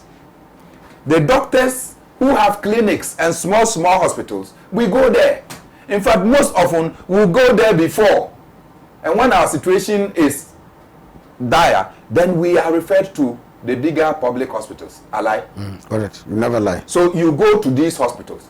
In those private hospitals, if you are sensitive to combating COVID, you should supply every hospital in this country, clinic, chips, compound, you should supply them with PPEs, because, hey, Ghanaian patients will go there. They don't have. I know doctors who are at Kolebu, and I mention, if I am permitted to mention their names, I'll mention they also have their private places they go and do. And they'll tell you that in their private places, they don't have PPEs. Yet, many people will not go to Kolebu. They rather go to these doctors they know. They go to their private offices. Or they do that. And they don't have PPEs. So you expected the vice president who had chaired a COVID response meeting to come and be talking to us in terms of COVID, what we have done, what we are doing.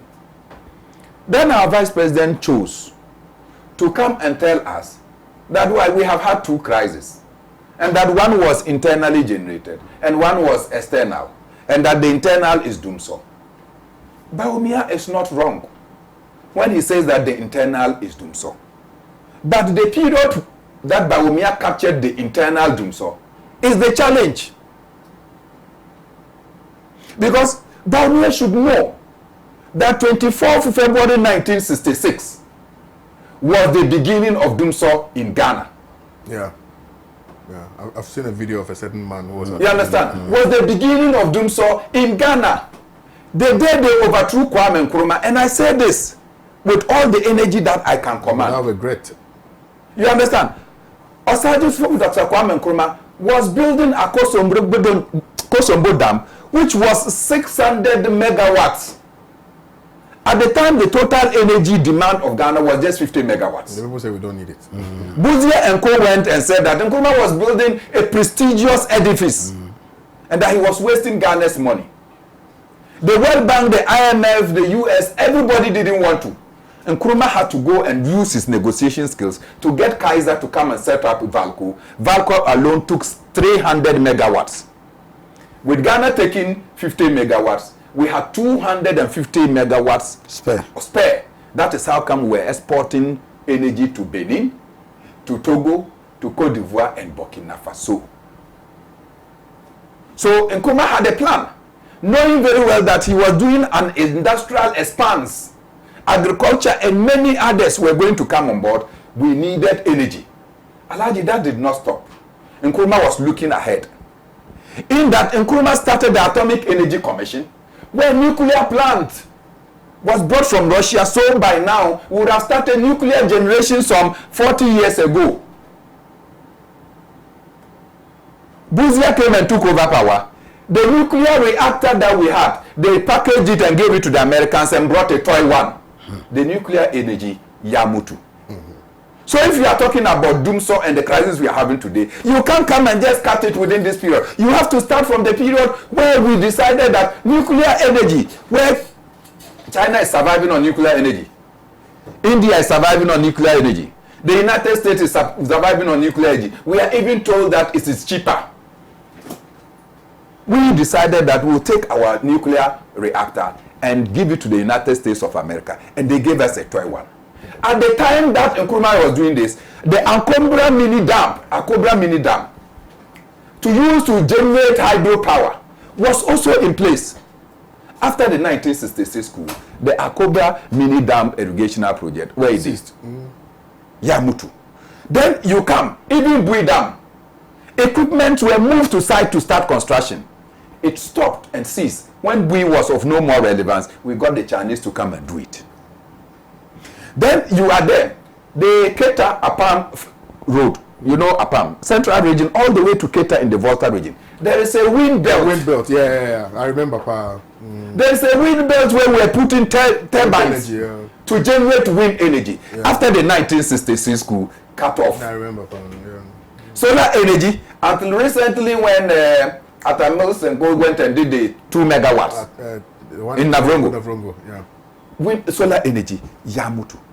So you are looking for when Danso started, and you don't know that it is but for the greedy selfishness of Akufo-Addo's father and his band of cold horse, who are continental wreckers, not nation wreckers, who inspired the coup supported by the CIA and FBI. They inspired and it was supported.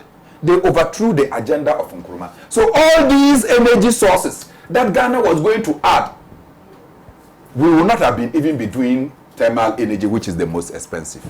So, you see, when my brother spoke and was comparing Dumso and when it started, you should remind him that his antecedents, the political party for which he is now vice president or is now the running mate, is the party responsible for Dumso. Kwame, I have just read with some pain, and Alaji, I'm sure you have read this. If they can tell you. The rip-off. The rip-off. Inside say rip-off. 98.3% of Ghana's gold is in the hands of multinational corporations. Have I not spoken extensively about this thing? When you sit down and you calculate GDP, yeah, you add it. you add this one to the GDP, and our vice president will come with his chest out, as they say in the military. They say chest out. Not so. He will come with his chest out and knocking and beating his chest that our GDP is growing. When your GDP is grown and 98.3% of that GDP is stayed outside of your economy, only 1.7% stay in your economy, you are proud to be talking about GDP as an indicator of the health of your economy. Something is not right upstairs. Seriously. Something is wrong with us.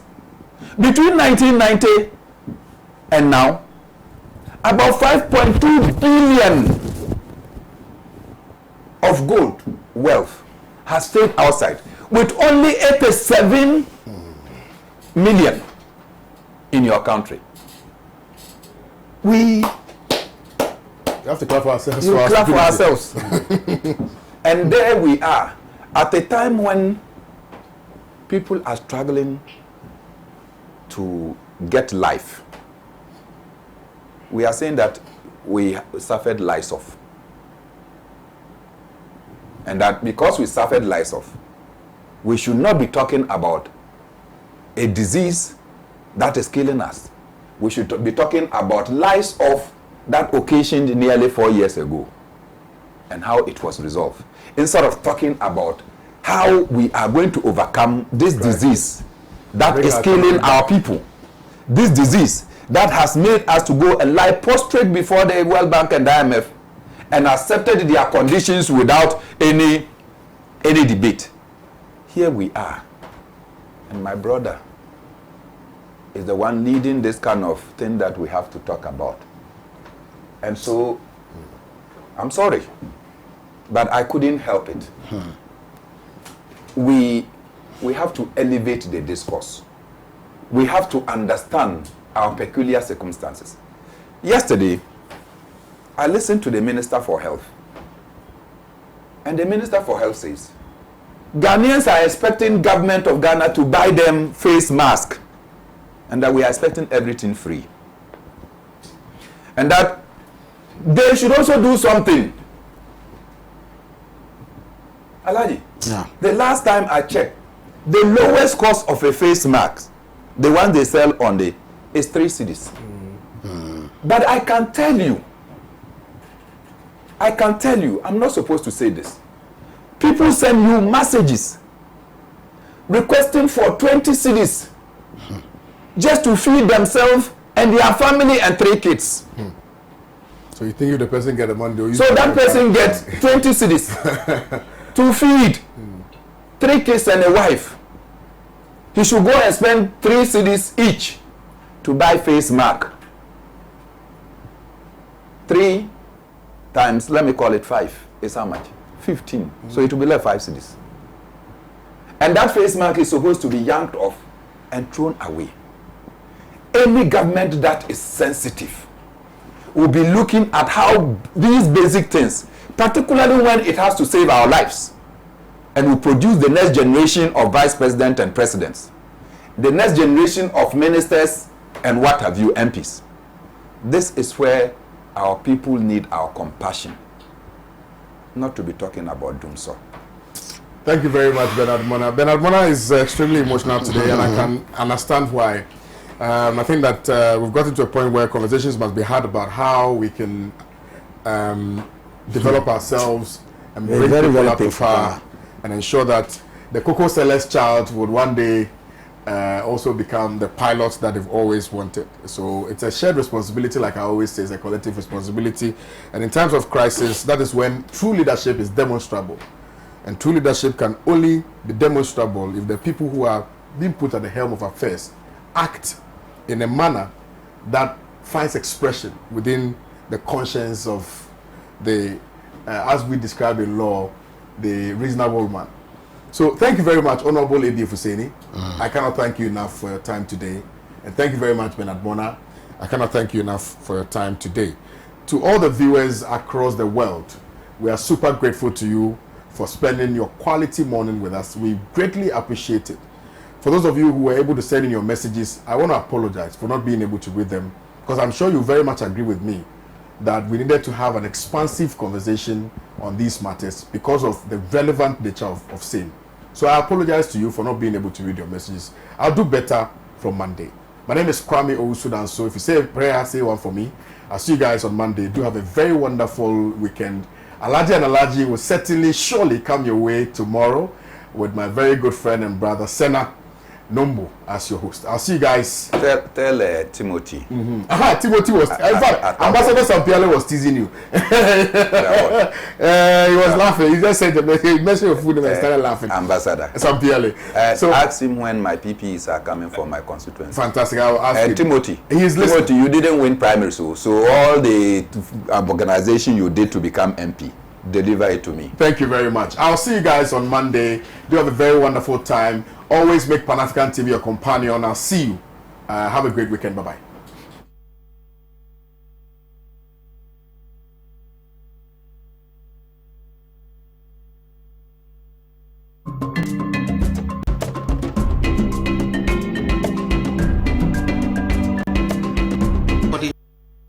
Has varieties of herbal products for your dreadlock and natural hair. I am Cash Crown Salon.